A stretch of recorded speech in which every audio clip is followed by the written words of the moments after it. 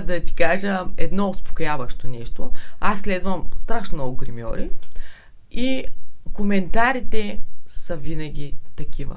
В смисъл, има го, независимо дали са американски гримьори, софийски, варненски, хората, които не си трият отрицателните отдолу коментари, ще видиш, че те са идентични. Те хората са различни, но това, което пишат са това, примерно, ако някой го преснява, че някой на него му пише нещо за неговия професионален опит, да види подобен профил и ще види, че то е същото. Защото, например, това се е стигнало да си направят същия профил като моя с моите имена, за да могат да ме обиждат, нали, то на лично съобщение.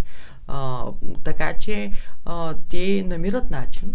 Въпросът е ти да знаеш кой си, да си напълно наясно със себе си, да знаеш какъв е смисъла на това, което правиш. Аз дори да дойдат, нали, вербално да ми го изкажат по същия, аз знам, че мога да гримирам.